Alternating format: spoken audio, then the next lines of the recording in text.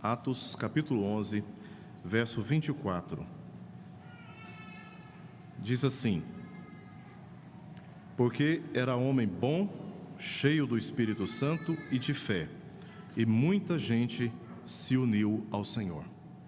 Oremos. Pai bendito, nós te louvamos, ó Deus, por reconhecermos quem é o Senhor, Deus digno de receber os nossos louvores.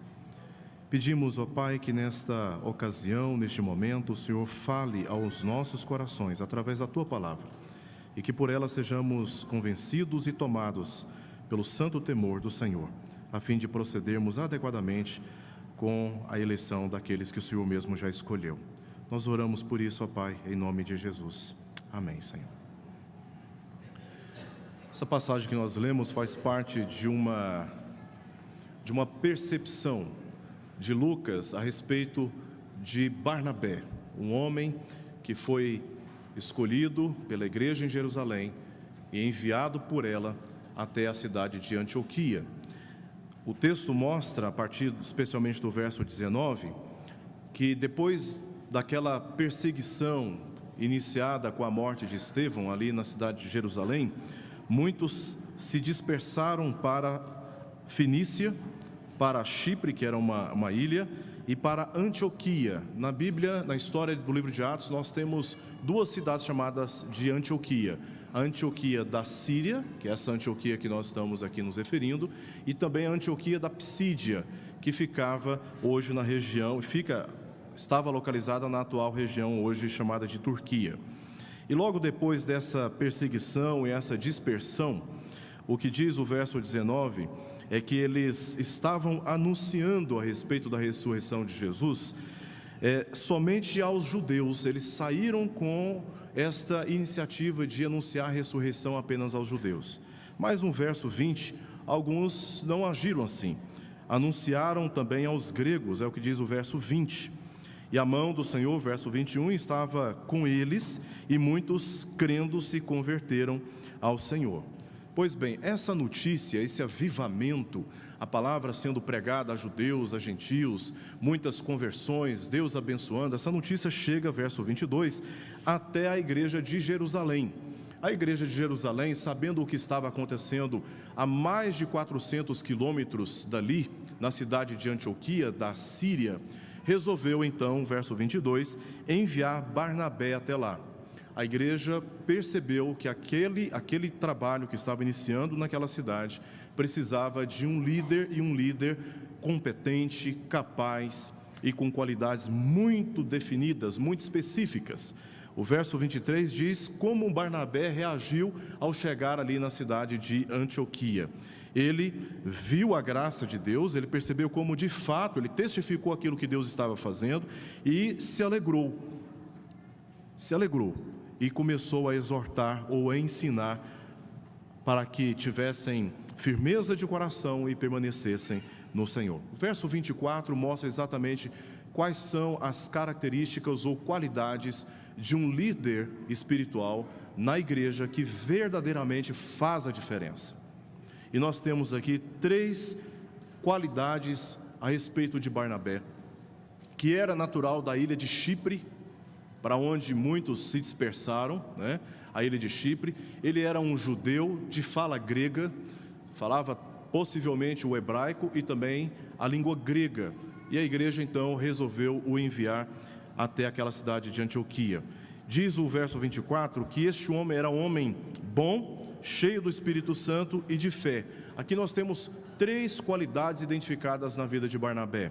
A primeira qualidade que Lucas se refere é a respeito da sua bondade, ou seja, a sua vida pública, a maneira pela qual Barnabé lidava com as pessoas. Barnabé tinha uma capacidade de se relacionar com as pessoas com bondade, não com hostilidade, não com destempero, não com ira, não de maneira injusta. A maneira pela qual Barnabé se relacionava era uma maneira bondosa, e isso é uma característica marcante na vida de um líder espiritual que pode fazer diferença na vida de uma igreja. A segunda característica ou qualidade que nós vemos aqui de Barnabé é diz respeito à sua vida espiritual legítima, sincera. O texto diz que Barnabé era um homem cheio do Espírito Santo, mais cheio do Espírito Santo do que de si mesmo, mais cheio das ideias de Deus do que das suas próprias ideias, mais convicto da palavra de Deus do que das especulações humanas. Barnabé era um homem cuja vida espiritual era reconhecida, e por isso ele era capaz de atender a necessidade daquela igreja de Antioquia, que estava crescendo e se amadurecendo na fé. A terceira qualidade que nós vemos na vida dele é que ele era um homem cheio também de fé, não apenas do Espírito Santo, mas, como diz o texto, também de fé. Ou seja, fé no entendimento, na cosmovisão de um hebreu, de um judeu, não era apenas uma experiência subjetiva, não se tratava apenas de uma convicção particular. Fé era a pública e devida aplicação das leis à vida pessoal. Eles compreendiam a palavra de Deus, Barnabé compreendia a palavra de Deus e fazia a justa aplicação à sua vida. Era nesse sentido que Barnabé era identificado como um homem de fé. Ele vivia uma vida coerente em relação às suas convicções. Ele não tinha apenas o conhecimento, ele não tinha apenas a convicção, mas ele também tinha uma vida coerente com a sua fé.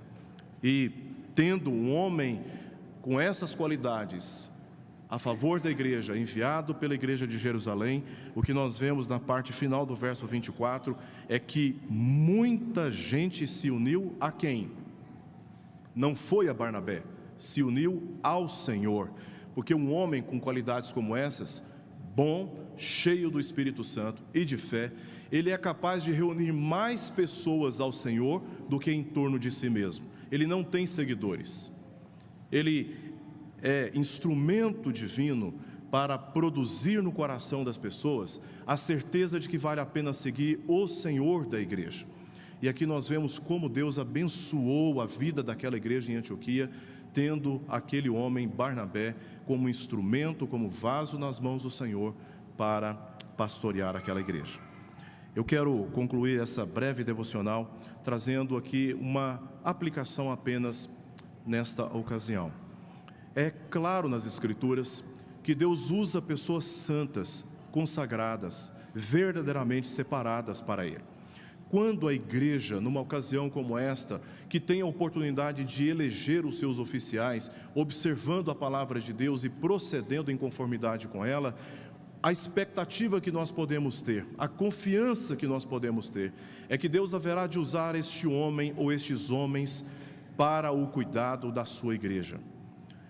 E o cuidado que nós precisamos ter neste momento é de olhar para as Escrituras e com base nela, especialmente nela, não nas relações familiares, não na condição financeira, não na fama ou no anonimato de quem quer que seja, mas olhando sobretudo para as Escrituras, votarmos com consciência, com temor no nosso coração, e que o resultado desta eleição não é um resultado imediatamente da igreja, é um resultado de Deus que governa a sua igreja. Aqueles que forem eleitos pela Assembleia, se for esta a vontade de Deus hoje, serão aqueles que Deus mesmo escolheu. E nós podemos ter a confiança e a expectativa de que o Senhor haverá de abençoar a nossa igreja através desses homens que são escolhidos observando a palavra do Senhor. Vamos orar? Senhor, nós te agradecemos pela Tua palavra que nos instrui e que nos orienta a proceder de maneira justa, correta, temente, numa situação como esta. Que o Senhor coloque nos nossos corações o Teu temor e nos ajude, Pai, a votar de maneira que o Senhor mesmo seja glorificado e a Tua vontade atendida. É a nossa oração, em nome de Jesus. Amém.